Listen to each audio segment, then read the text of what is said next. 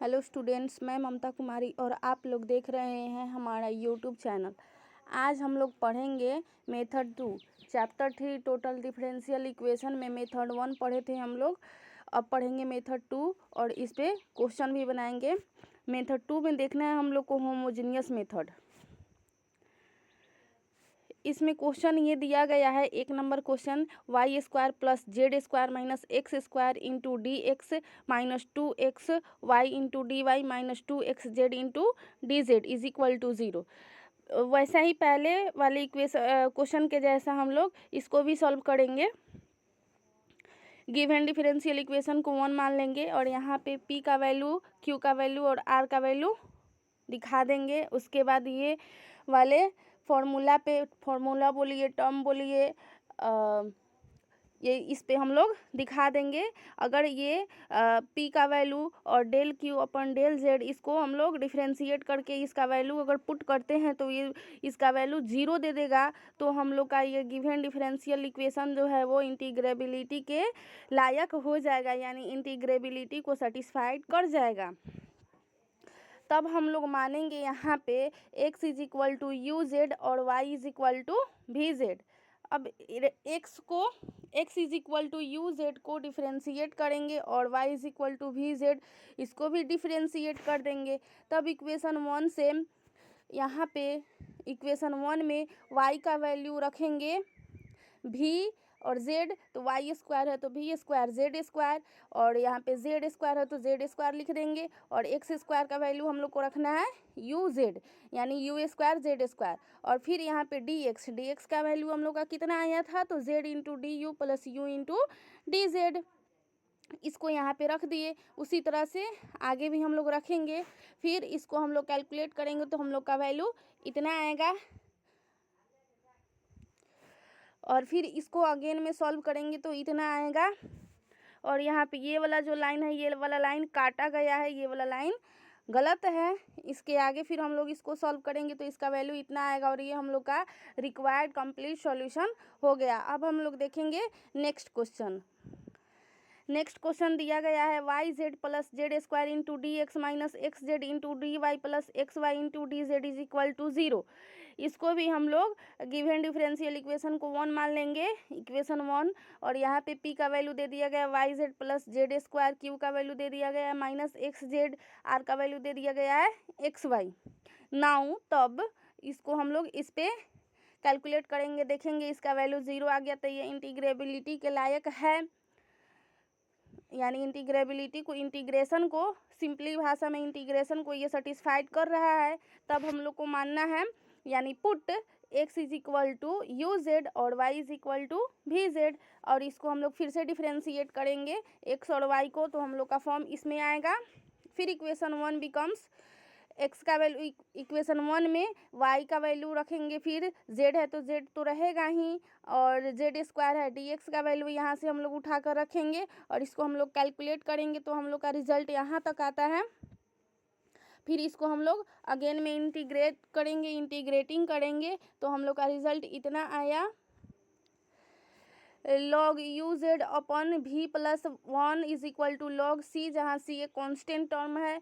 You Z upon we plus 1 is equal to सी, यहाँ पे you Z is equal to c into we plus 1। तो अब यहाँ पे यू को हम लोग क्या माने थे, जो माने थे वो यहाँ पे रख देंगे, एक्स जेड माने थे, और यहाँ पे जेड से जेड कैंसिल हो जाएगा।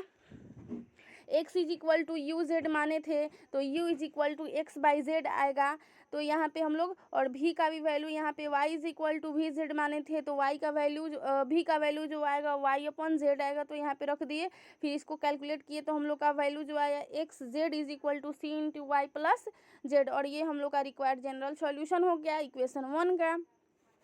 अब हम लोग देखेंगे next question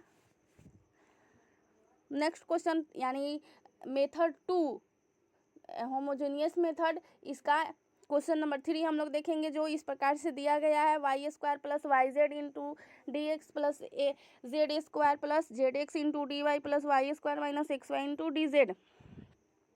given differential equation को हम लोग 1 मान लिए और यहाँ पे p का वैल्यू दे दिया गया है y square plus y z, q का वैल्यू दे दिया गया है z square plus z x, और r का वैल्यू दे दिया गया है y square minus x y. Now तब हम लोग इसको कैलकुलेट करेंगे, p into del q upon del z minus del r upon del y to dot dot. यहाँ पे देखेंगे इसका वैल्यू भी हम लोग का 0 देगा, यानी ये भी हम लोग का ये गिवन डिफरेंशियल इक्वेशन जो है ये हम लोग का इंटीग्रेबिलिटी को सेटिस्फाइड करता है। तब यहाँ पे भी हम लोग मान लेंगे x is equal to y z और y is equal to v z. इसको डिफ्रेंशिएट करेंगे एकदम पहले के जैसा, और इसको फिर से हम लोग उसका मान इक्वेशन 1 में x का वैल्यू, y का वैल्यू, dx का वैल्यू और dy का वैल्यू पुट करेंगे। फिर से इसको हम लोग कैलकुलेट करेंगे और हम लोग का रिजल्ट जो है वो यहाँ पे आएगा। फिर यहाँ पे रिजल्ट आने के बाद फिर हम लोग इसको इंटीग्रेटिंग करेंगे, इंटीग्रेटिंग वी हैव, तब हम लोग को जो रिजल्ट देगा log u plus 1 plus log v minus log v plus 1 plus log z is equal to log c, जहाँ c एक कांस्टेंट टर्म है।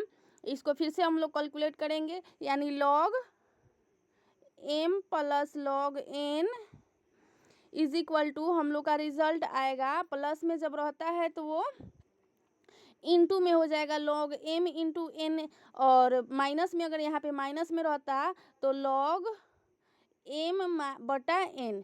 यानी ये हम लोग फार्मूला पढ़े हैं, कहाँ पढ़े हैं हम लोग ये फार्मूला? तो ये वाला फार्मूला हम लोग पढ़े हैं इंटर क्लास में।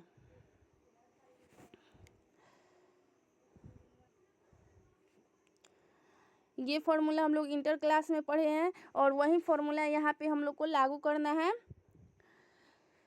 जो यहाँ पे हम लोग लागू किए हैं। तो log u प्लस भी माइनस log v प्लस 1 इसको करेंगे तो बटा में हो जाएगा, और ये जो है log v ये इंटू में होगा क्योंकि ये प्लस में है, और log z भी इंटू में होगा is equal to log c, तो log से log कैंसिल हो जाएगा, बचेगा हम लोग के पास भी z इंटू यू प्लस 1 बटा v plus 1 is equal to c। अब हम लोग इसको नेक्स्ट सॉल्व करते हैं। नेक्स्ट में सॉल्व करेंगे तो यहाँ पे u का वैल्यू डाल देंगे और v का वैल्यू डालेंगे। तो हम लोग x का वैल्यू लिए थे u z और y का वैल्यू लिए थे v z, तो यहाँ पे u का वैल्यू निकलेगा x अपन z और v का वैल्यू निकलेगा y अपन z, जो यहाँ पे हम लोग पुट कर दिए हैं। और यहाँ पे z से z कैंसिल हो गया तो y बचा हम लोग के पास वाई एक्स प्लस जेड। यहाँ पे हम लोग कैलकुलेट करेंगे तो ये z से z कैंसिल हो जाएगा, यानी बटा का जोड़ बना देंगे तो हम लोग का z से z कैंसिल हो जाएगा, बचेगा हम लोग के पास इतना। यानी रिजल्ट आया हम लोग का y into x plus z is equal to c into y plus z, और ये हम लोग का रिक्वायर्ड जनरल सॉल्यूशन हो गया। सो स्टूडेंट, आई होप आप लोग को ये मेथड 2 पे क्वेश्चन समझ में आ गया होगा। आप लोग इस पे बेस्ड बुक से क्वेश्चन बना सकते हैं। बुक लीजिएगा आप लोग दास गुप्ता का या लालजी प्रसाद का रियल एनालिसिस, और उससे आप लोग क्वेश्चन सॉल्व करिएगा। प्रॉब्लम कहीं पे भी हो आप लोग कमेंट करके बोलिएगा, हम आप लोग को हेल्प कर देंगे और आप लोग को बता भी देंगे। नहीं होगा तो हम आप लोग के क्वेश्चन को बनाकर और अपने क्लास में डाल भी सकते हैं। इसलिए आप लोग कमेंट करके बोलिएगा, जो भी प्रॉब्लम हो हम सॉल्व करने के लिए रेडी है। एंड मेरे चैनल को लाइक शेयर एंड सब्सक्राइब ज़रूर कीजिएगा। Thank you so much.